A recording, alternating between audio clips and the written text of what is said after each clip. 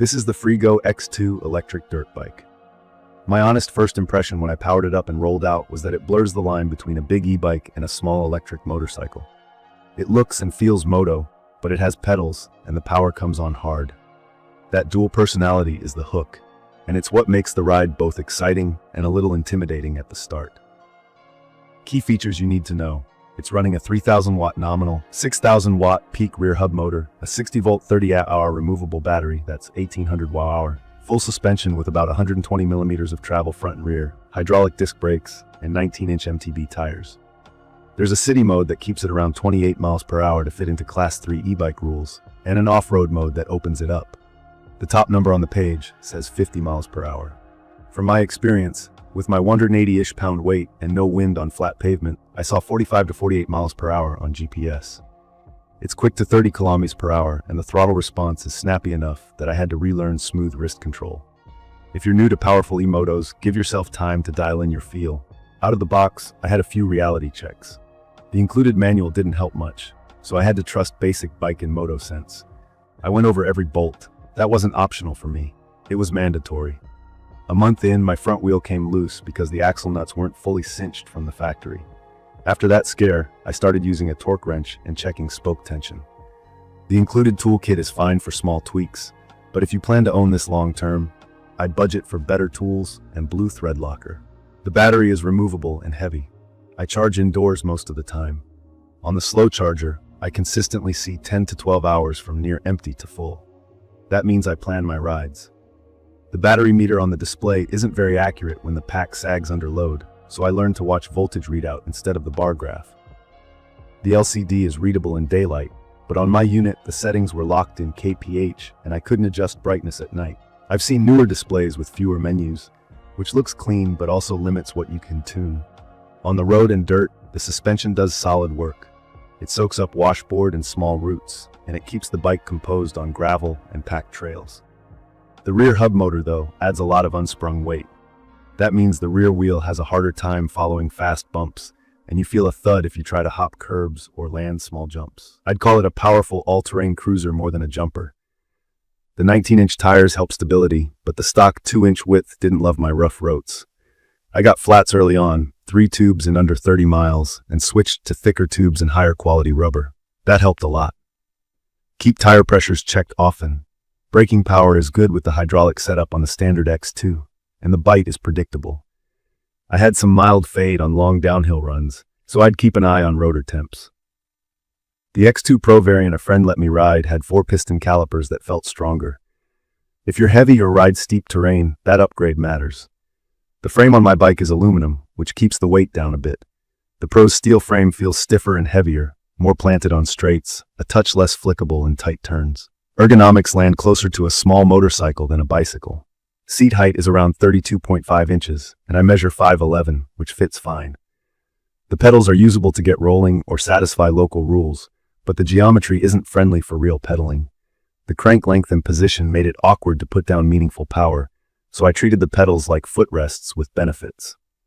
For new riders, quick note, a rear hub motor puts the power in the wheel itself, while a mid-drive sends power through the chain to the rear wheel.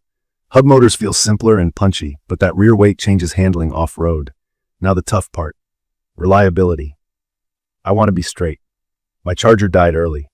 I saw E24 and E30 error codes a few times. The motor cut out mid-ride, then came back after a reset. Later, my hub motor started grinding and eventually seized at under 100 miles. That turned a fun ride into a long push. I retensioned spokes after the first rides, which wasn't in the manual, but is absolutely necessary on a heavy, torquey wheel. I also noticed surface rust popping up on some hardware after wet rides, so I started a routine: rinse, dry, lube, and check bolts. The taillight is a little exposed, and I can see how bottoming the rear could crack it. The battery contacts are not as sealed as I'd like. I avoid deep puddles and caked mud near that area. Support was a mixed bag. Email responses took a while, and getting warranty parts approved wasn't easy. When things moved, they moved. But I had to be persistent and supply photos, videos, and serial numbers more than once. That kind of process is frustrating when your main ride is down.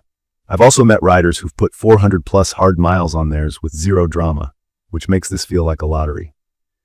In my opinion, the variance in build quality is the biggest risk. The performance is undeniably fun, but your experience can swing wildly based on whether your unit lands on the right side of QC. It's perfect for someone who wants raw acceleration and a moto stance in an e-bike package, and who doesn't mind wrenching. If you love the idea of ripping dirt paths after work, climbing steep fire roads, and you're comfortable tightening spokes, checking torque, and doing basic electrical troubleshooting, the X2 scratches that itch. If you need a reliable commuter with predictable range and limited maintenance, this wouldn't be my first choice. From my experience, real-world range depends on terrain, throttle habits, and rider weight.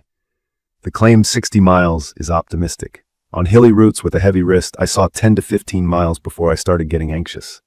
On flat bike paths with gentle throttle at around 20 to 25 miles per hour, I eked out a bit over 20 miles, and on a mellow day I got near 25. The battery is big, but the motor is hungry, and sustained high speed will drain it fast. Plan your rides and learn your voltage numbers. Key features that stood out most to me in daily use were the motor's punch, the comfortable suspension, the simplicity of the hub drive, and the removable battery. The weak spots were wheel durability with stock tubes, the accuracy of the display battery bars, the long charge time, and inconsistent QC. The brakes were good for the category, and I'd spec better tires and thicker tubes on day one if I could do it again. I'd recommend this for experienced riders who want an affordable taste of electric moto power and aren't scared to be their own service department. I'd also recommend it for tinkerers who plan to upgrade parts over time and treat the purchase as a project. I wouldn't recommend it for beginners who want plug-and-play reliability or for someone who can't afford downtime if something fails. In my opinion, the Freego X2 nails the fun part and stumbles on consistency. When it's working, it delivers that grin every time you roll on. When it isn't, you'll need patience, tools, and a backup ride. If you're considering one, be realistic about your skills, your local service options, and your tolerance for maintenance. In conclusion, the X2 is a powerful hybrid that can be a blast, but it asks a lot from the owner. I'm keeping mine because I love the rush and I'm comfortable maintaining it, but I'm also honest about its quirks, and I'm budgeting time and parts to keep it in shape. If this video helped, hit subscribe, drop your questions or your own X2 stories in the comments, and tell me what you want me to test next. Thank you for watching.